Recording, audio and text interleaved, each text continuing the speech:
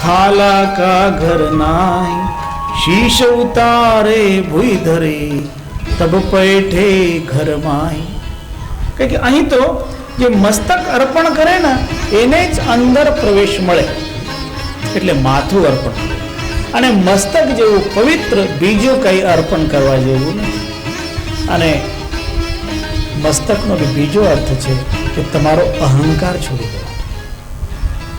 કારણ અહીં અહંકાર લઈને અંદર પ્રવેશ નથી. અંદર તો તેનો જ પ્રવેશ થાય જે વિનમ્ર છે, જે નમ્ર છે. એટલે સદગુરુના સાનિધ્યમાં માનવીએ અભિમાન કરવા જેવું કંઈ નથી. ત્યાં તો બસ આજ્ઞાને સ્વીકાર કરવાનો. એટલે ત્યાં નમ્રતા જોઈએ. અને નમ્રતા એ ભક્તિનું રૂપ અને એનો પ્રતીક આ શ્રીફળ. એટલે આરતીમાં મહત્વ આપવામાં આવેલું છે શ્રીફળ. અને એ આપણા મસ્તક રૂપ આપણે અર્પણ કરીએ. જ્યારે આપણે સદગુરુને વંદન કરીએ, બંદગી કરીએ, ત્યારે પણ આ વાત કહેવામાં આવે છે. વંદો સન્મુખ પારખી, શીશ ભેટ ધરુ હાથ, વચન ઉચ્ચારો બંદગી, સત્ય પ્રેમ કે સાથ. ત્યારે પણ આપણે મસ્તક જ અર્પણ કરીએ. તમે જ્યારે જોજો, ત્યારે બંદગી કરવામાં આવે ને ત્યારે આપણા હાથને આપણે આવી રીતે ખોબો કરીએ. આવો ખોબો કરીએ, સામે મૂકીએ અને આપણું મસ્તક એ ખોબામાં આવે એવી રીતે નમાય. કારણ એ અર્પણ કરવાનું છે મસ્તક. શીશ ભેટ ધરુ હાથ. કારણ આ જગતમાં શીશ જેવું અર્પણ કરવા જેવું બીજું કંઈ નથી. સર્વશ્રેષ્ઠ. સર્વેષુ ગાત્રેષુ શિરઃ પ્રધાનમ. આ નિયમ છે. આપણા શરીરના જેટલા અંગો છે એ સૌ અંગોમાં શિર પ્રધાન છે, માથું પ્રધાન છે. અને એ પ્રધાન મસ્તક જ સદગુરુને અર્પણ કરી દેવાનું. જ્યારે મસ્તક સદગુરુને અર્પણ કરે, સદગુરુની આગળ મસ્તક મૂકે, તો સદગુરુ એના ઉપર હાથ મૂકે, એમનો આશીર્વાદ મળે. એટલે માથું કાપીને મૂકવાનું નહીં. કોઈ એમ માને કે ભાઈ શીશ ઉતાર ભૂઈ ધરે, એનો અર્થ કાપીને ધરે તો ભૂલ થઈ જાય. સદગુરુ એમ નથી કહેતા. પણ તમે તમારો અહંકાર છોડી દો.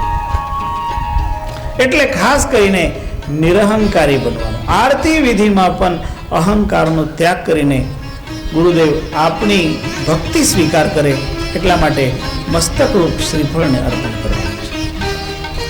નારિકેલો વરઃ સ્થૂલ સભારશ્ચ નવીનકઃ એકશ્ચૈવ તથા પંચ ધર્તવ્યા વૈ યથા વિધિ. પોતાના મસ્તક રૂપ એક શ્રીફળ ધરવાનું. પરિવારજનો હોય બધા જ એક એક શ્રીફળ ધરતા હોય. આરતીના વિધાનમાં, આનંદ આરતીમાં ઓછામાં ઓછા 7 શ્રીફળનું વિધાન છે. પણ જ્યાં 7 ન હોય તો 1 થી પણ કામ થાય. 1 તો જોઈએ જ. 1 હોય અથવા 5 હોય અથવા 7 હોય.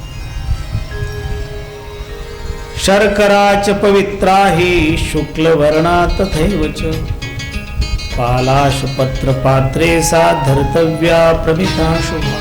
શુભ પાત્રમાં, સુંદર પાત્રમાં સાકર મૂકો. આપણે જ્યારે વિધિ કરીએ તો એ વિધિમાં બધું વ્યવસ્થિત જેમ જેમ અહીં સમજાયું છે તેવી રીતે બધું કરતા હોય. સાકર મૂકીએ.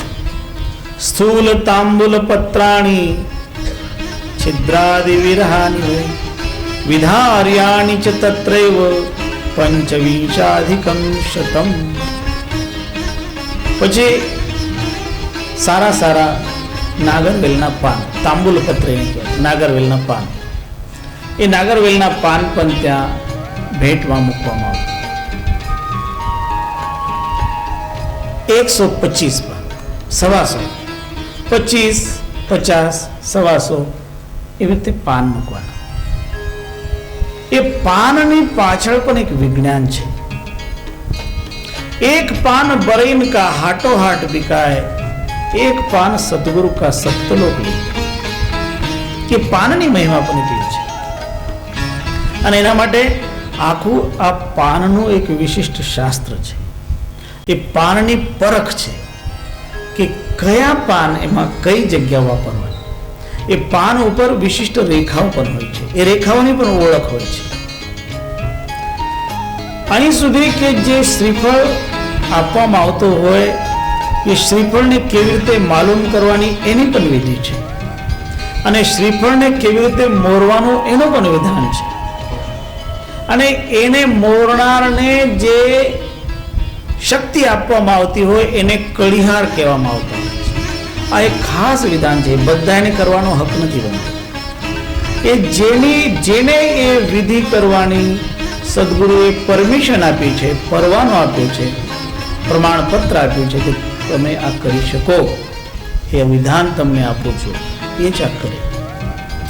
એટલે જેને કર્ણધાર બનાવ્યા હોય, કર્ણધાર એટલે જેવી રીતે નાવ ચાલતી હોય ને, તો નાવમાં એક સુકાની હોય, જે સુકાન લઈને નાવને ચાલતો હોય, તો એ નાવને પછી તોફાન આવે તો એમાંથી બચાવે, દરિયાથી પાર કરાવે, તો એને કહેવાય છે સુકાન ધારણ કરને વાલા કડીહાર, એટલે કર્ણધાર. અને એ કર્ણધાર જે ગુરુ છે એ એવા જ્ઞાની હોવા જોઈએ જેને બધું આ તત્વ ખબર હોય. એટલે એને જ આ અધિકાર છે, એ બધાને અધિકાર આપવામાં આવ્યો નથી. એકા એલા લવંગકાશ્ચૈવ બહુ પુષ્પ ફલાન્યપી આને તવ્યાની સર્વાણી તત્રૈવ શ્રદ્ધયા સહ. આ બધું વિધાન, આ આરતીનું વિધાન આપણને સદગુરુએ સમજાવ્યું છે. અને આપણે સામાન્યતયા જ્યારે આરતી કરીએ ત્યારે વિધિપૂર્વક આ વિધાન કરતા હોય. આપણે ત્યાં દર વર્ષે ભાદરવી પૂનમ જ્યારે આપણે ઉજવીએ ત્યારે બધાને આપણે આમંત્રિત કરીને સામેલ કરીએ છીએ કે બધા આવે અને બધા આ આરતીમાં સામેલ થઈ જાય. અને આરતી માટે તો ખાસ લોકો આવતા હોય. અમે બધાને કહીએ કે આરતી પણ આપણે કરવાની, પણ સાથે સાથે સત્સંગ પણ કરવાનો. થોડીક રુચિ સત્સંગમાં પણ રાખવાની, કારણ સત્સંગ અને આરતી બે સાથે હોવા જોઈએ. એટલે હવે અમે એક એવું વિધાન કર્યું છે કે જે પહેલા એક દિવસનો અમે આરતીનો કાર્યક્રમ કરતા હતા, હવે એને અમે 2 દિવસનું કર્યું. હવે વિચાર કરી કે 3 દિવસનું કર્યું, કે થોડો લોકોને સત્સંગનો પણ લાભ મળે, થોડોક એમાં જ્ઞાનનો પણ લાભ મળે, અને પછી એક આપણે આરતીમાં ચલાવ આરતી પણ કરીએ ને એક આનંદ આરતી પણ કરીએ. એવી રીતના વિધાન કરીને આપણે જગતમાં સુખ શાંતિ ફેલાય, જગતમાં બધાને આનંદની ઉપલબ્ધિ થાય, એના માટે આ સંપૂર્ણ વિધિ વિધાન આપણે ભાદરવી પૂનમ ઉપર કરતા હોઈએ. એમાં બધાને આમંત્રિત કરીએ. સદગુરુએ જે આ જ્ઞાન આપ્યું છે એ જ્ઞાનનો જે વિશેષ વિવરણ છે,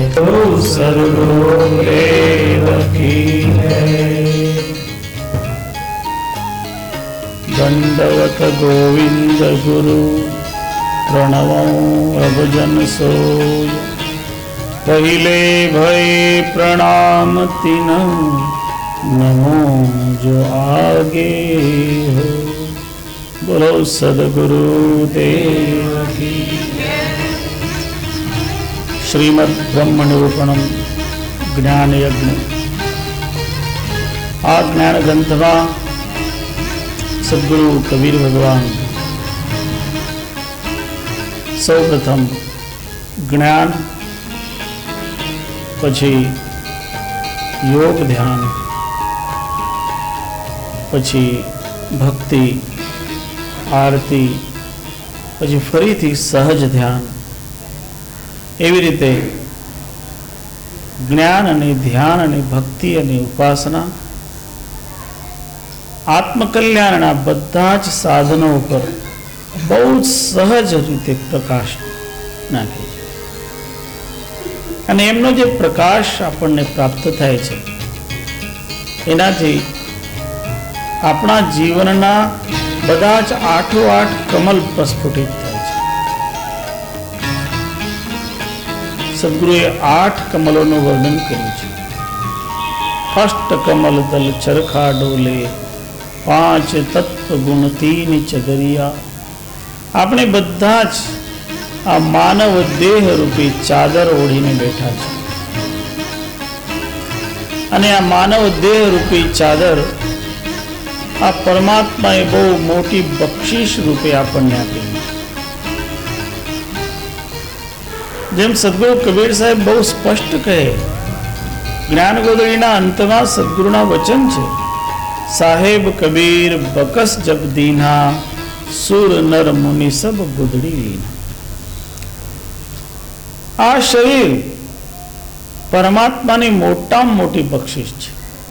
માનવ દેહ સૌથી મોટી બક્ષિસ. અને પરમાત્મા આ બક્ષિસ આપણને આપે છે તો એનું કારણ તો એ જ કે પરમાત્મા કંઈક આપણા શુભ કર્મથી રાજી થયા. કોઈ પણ કોઈને બક્ષિસ ક્યારે આપે? એના કાર્યથી પ્રસન્ન થાય, બીજા કરતા એનું કાર્ય એને ચડિયાતું લાગે તો એને બક્ષિસ આપવામાં આવતી હોય. બધા જ સરખું કામ કરે તો પછી બધાને સરખું જોવું પડે તો બધા એક સરખા થઈ ગયા. પણ પરમાત્માએ બધાને એની યોગ્યતા પ્રમાણે બક્ષિસ આપી. માનવ દેહ તો આપ્યો, પણ માનવ દેહ કરતા પણ વધારે ચડિયા તો એને અવસર આપ્યો. દરેકની જુદી જુદી કર્મ પ્રમાણે જુદી જુદી બક્ષિસ મળી છે. માનવ કૃપા, માનવ દેહ પ્રભુ કૃપાથી મળ્યો ને એમાં જે સત્સંગનો જ્ઞાનનો અવસર મળ્યો એ વિશેષ કૃપા છે. એટલે સાહેબ કબીર બકસ જબ દીના, સુર નર મુનિ બધાને આ ચાદર મળે છે. દરેકને પોતપોતાની શક્તિ પ્રમાણે, પોતપોતાની ભક્તિ પ્રમાણે એને વિશિષ્ટ દેહ પરમાત્મા આપે છે. અને એ ભક્તિમાં એ વધારો કરે તો પરમાત્મા હજી રાજી થઈને આનાથી શ્રેષ્ઠ આપે. એટલે પરમાત્માની કૃપા સમજીને આપણે આ માનવ દેહથી હજી શ્રેષ્ઠ કાર્ય કરવું. જેટલું વધારે શ્રેષ્ઠ આપણે કાર્ય કરીશું એટલા જ પરમાત્મા આપણા ઉપર વધુ રાજી થશે અને બીજી વાર આપણને મોકો આપે તો આનાથી ચડિયાતો મોકો. આપણે ઉતરતી કક્ષાએ નથી જવાનું. નાનક નામ ચડતી કલા. નાનકજી, ગુરુ નાનક દેવજી કહેતા કે તમે નામની કલા ઉપર ચડો તો ચડતી કલા જ થાય. ચડતી કલા થાય તો ચંદ્રમાની કલા જેમ જેમ ચડે તેમ તેમ પૂર્ણિમા સુધી પહોંચે. ઉતરતી કલામાં તો અમાવસ આવી જાય. જીવનમાં ભક્તિની જે આરાધના, જે સાધના છે એ ચડતી કલા હોવી જોઈએ. નિરંતર ચડો. એટલે શાસ્ત્રો આપણને સમજાવે, આગળ વધતા રહો, ચરય વયતી ચરય વયતી ચરય. થાકતા નહીં કોઈ વખત. થાકવાનું. ઘણા લોકો 55 વર્ષના 60 વર્ષના થાય એટલે રિટાયર્ડ થઈ જાય. રિટાયર્ડ નો મતલબ શું હોય છે? રી એટલે અગેન, ટાયર્ડ મતલબ થાક્યા. જે ફરીથી થાક્યા. એટલે જે ચાલતા હતા એ ચાલતા ચાલતા ચાલતા થાકી ગયા. એક વખત તો થાક્યા જ હતા, દુબારા થાક્યા એટલે બેસી ગયા. એ રિટાયર્ડ થવાનો અર્થ છે. આપણે રિટાયર્ડ નથી થવું. Never gate tired. થાકવાનું નહીં. બસ સદગુરુની ભક્તિમાં લાગ્યા રહેવું. એટલે ભક્તિમાંથી કોઈ રિટાયર્ડ